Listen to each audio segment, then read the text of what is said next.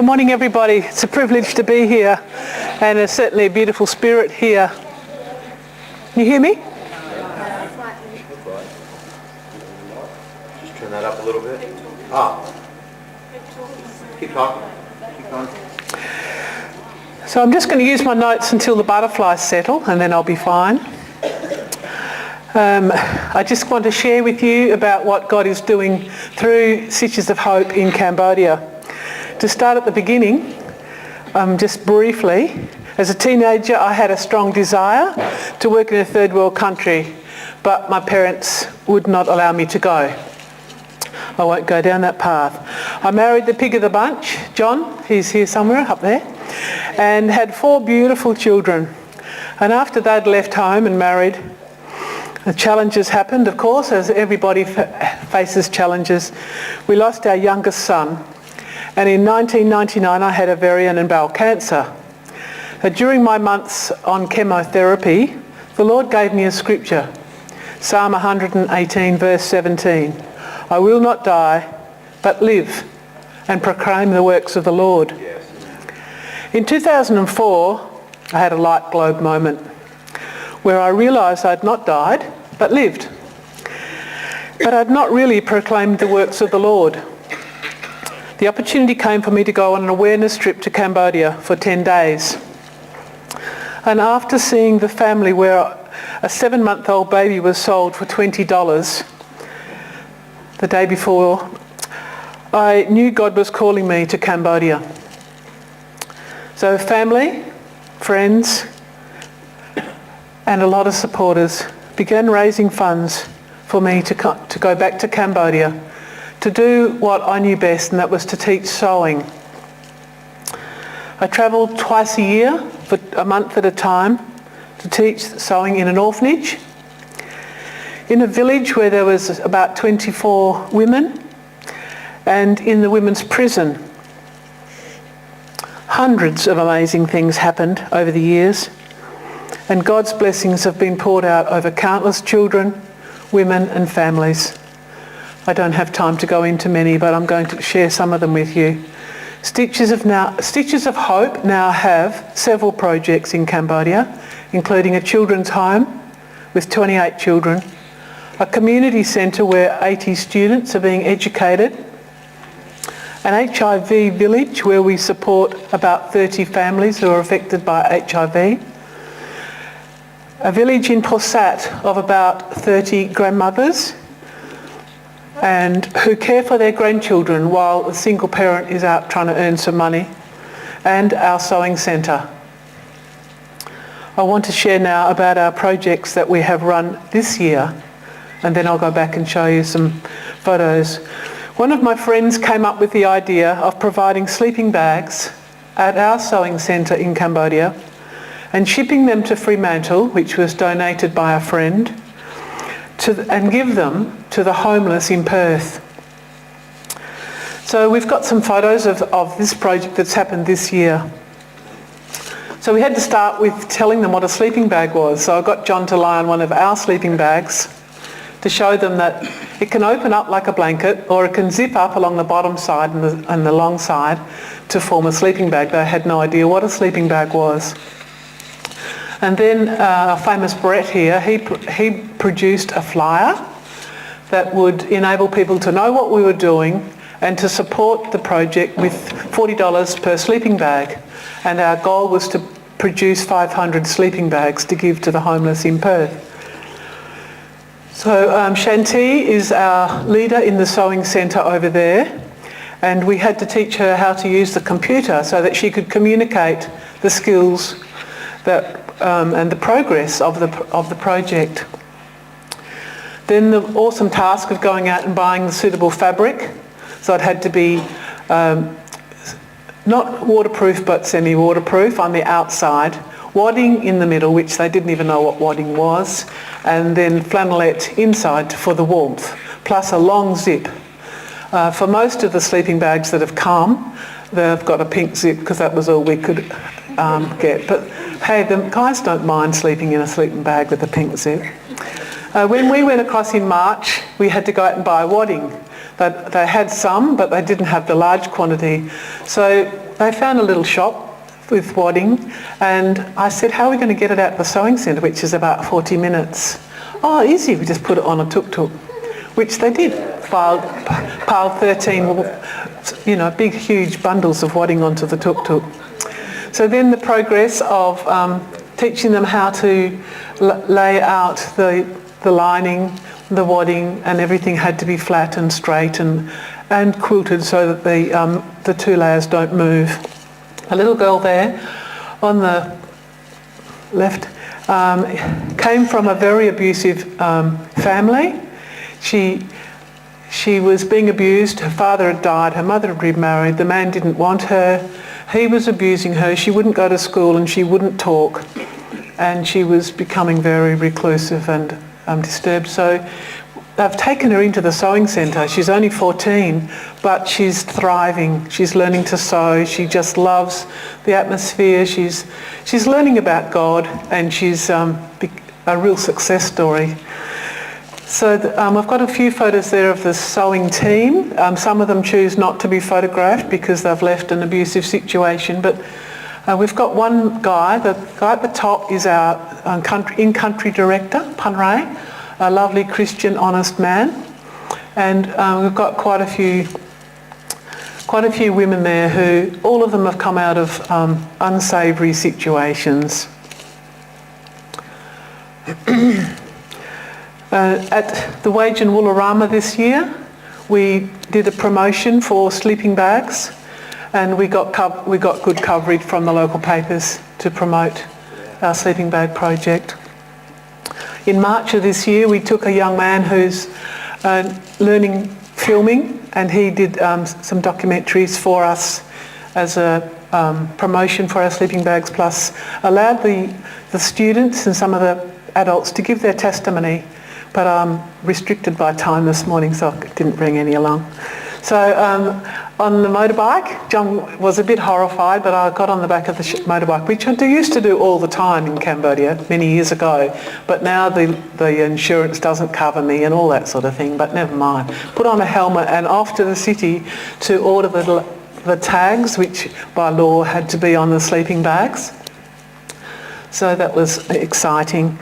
And then the sleeping bags began to grow. So they kept on sending us photos of the sleeping bag pile as it grew bigger to let us know that they were moving on. And for a start, they only got a few done a day. And then as they got better and better, the numbers grew quickly. So there's some of the girls with the finished sleeping bags. Panray with a picture of Panray with the sleeping bag on his back, just to show that the homeless can carry them around if they want to.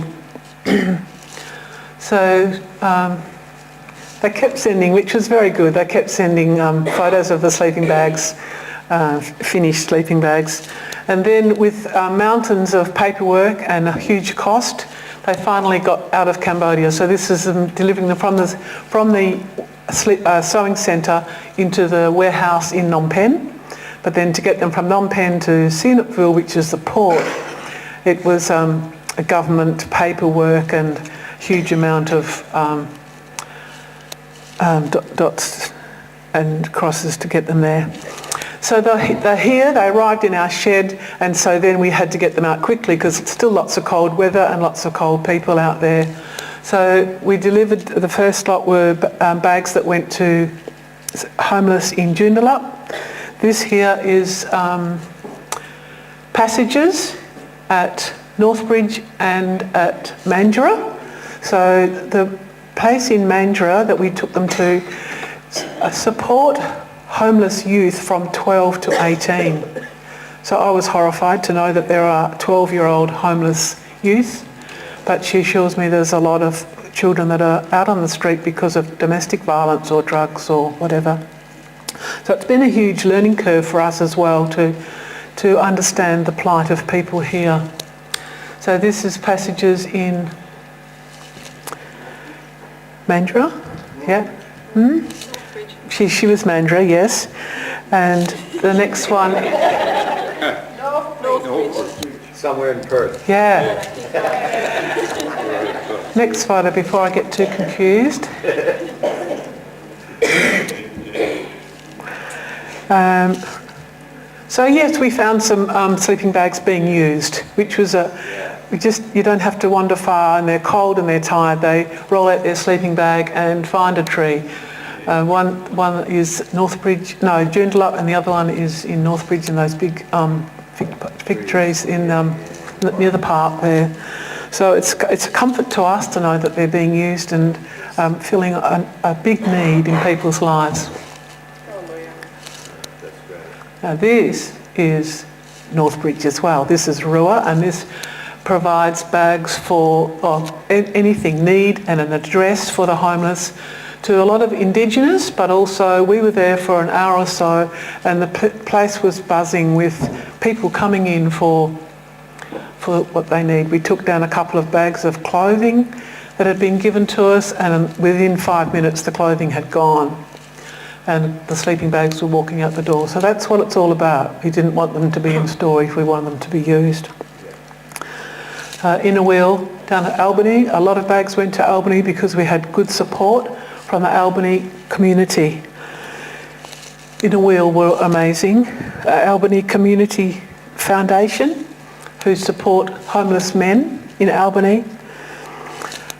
So that's basically the story of our sleeping bags. I don't know why. The next one. Oh yes, so I just want to talk about other things now in Cambodia. This lady, Moni, has got a severe skin condition. So we don't just run our projects, we help individual people who have got a huge need and would otherwise die. We've had several cancer people come through with needing chemotherapy and treatment. This lady has got skin condition which is so bad it's all over her body, inside and out. And she's treated like a leper at her work. No one will walk near her or speak to her. So just this week she's gone into hospital and she's having treatment, and already her skin is improving. So it's going to cost us a lot of money, so that's why we appreciate the support. Sewing team again, so the girl in the top has an orphan, and we'd helped her through lots of situations, trained her to be in the sewing team, was raped and had lost her baby, and she knew that she had a safe place to come back and find employment and a place of love. So we support the ladies, as I said, in Pusat. They do it tough. They sleep on slatted boards and but mostly only rice for their meals. This little girl at the top is severely deformed. She's got a curvature of the spine, so not able to work or go to school, so she gets supported.